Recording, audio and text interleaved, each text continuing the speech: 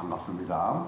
오늘은 다윗이 기브온 사람의 말을 들어주다 라는 제목입니다.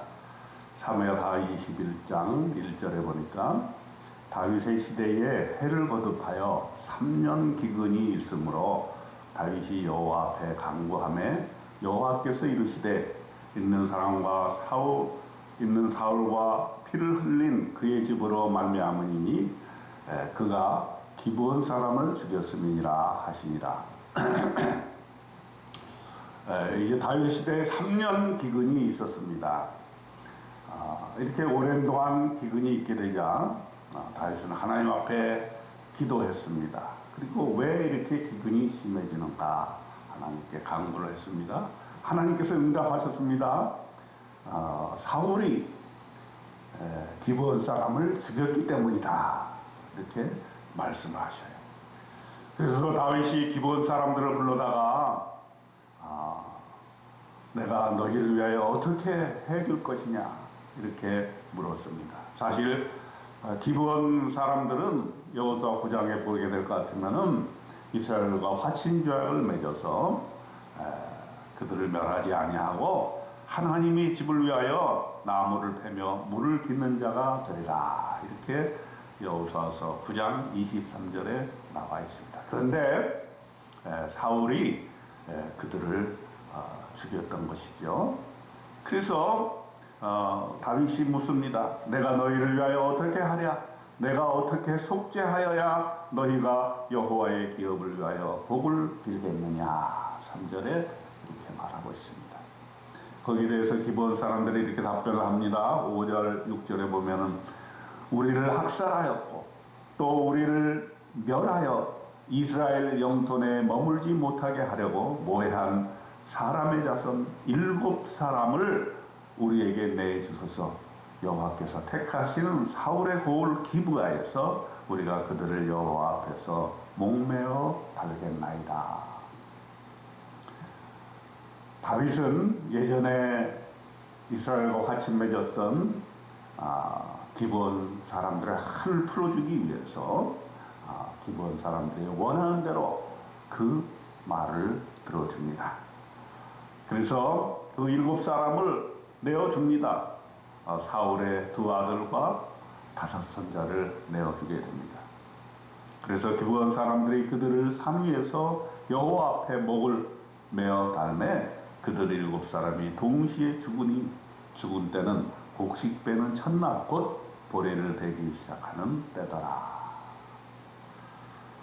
자, 이렇게 되니까 사울의 첩이었던 리스바가 굵은 배를 가져다가 바위에 펴고 하늘에서 비가 시체에 쏟아지기까지 낮에는 공중에 새가 앉지 못하게 하고 밤에는 들짐승이 범하지 못하게 하였습니다.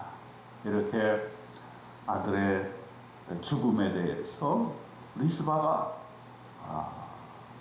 울며 공중에 새가 앉지 못하고 밤에는 들짐승이 범하지 못하게 이렇게 했다는 사실을 다윗이 듣고 큰 감동을 받았습니다.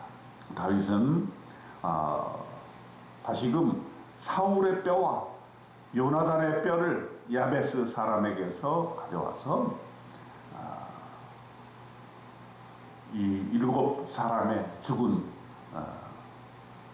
그러한 뼈를 또 가져다가 베냐민 땅 셀라에서 그의 아버지 기스의 묘에 장사를 하였습니다. 이렇게 되니까 그 후에야 하나님이 그 땅을 위한 기도를 들으셨더라 14절에 말하고 있습니다.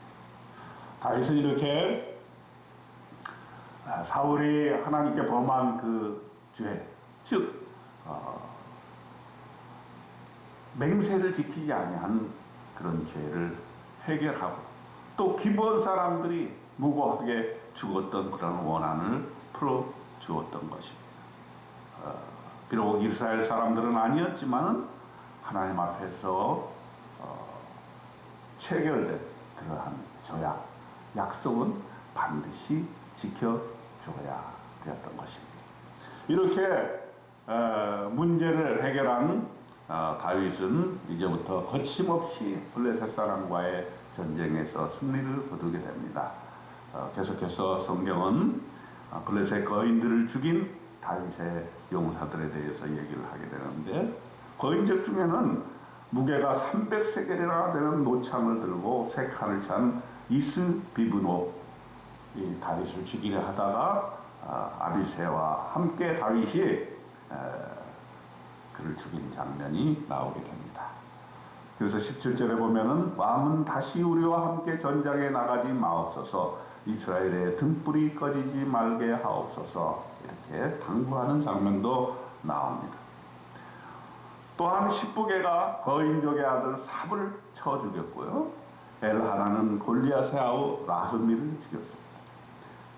또한 키가 크고 손가락 발가락이 각기 6개인 모두 24개가 있는 거인족 소생을 죽이게 되었습니다. 이런 사인, 이스비브노가 삽과 라흐미와 손 발가락 24개가 있는 거인을 죽이는 이러한 장면들이 이제 사무엘하 21장 후반절에 나오게 됩니다. 사무엘하 21장에서 하나님께서는 우리에게 무엇을 말씀하고 있습니까? 우리에게 어떤 어려움이 있을 때에, 3년 기근이 들었을 때에 다윗은 하나님 앞에 무릎을 꿇었습니다. 왜 하나님이 이렇게 벌을 내려주시는가? 그것은 죄 때문이었습니다. 다윗의 죄뿐만 아니고 그 선배 사울의 죄 때문이었습니다. 그래서 그는 하나님 앞에 기도하면서 문제 해결을 위해서 하나님께 회개하고 기도하고, 그 문제 해결을 위해서 기브온에게 처해졌던 그러한 원한을 해결해주는 그런 장면을 보게 됩니다. 우리에게 어려운 문제점이 있을 때 먼저 우리는 하나님 앞에 하나님 왜 이런 일이 나에게 일어납니까? 하는 기도를 드려야 될 것입니다. 그리고 하나님께서 말씀해 주실 때에 그 문제 해결을 위해서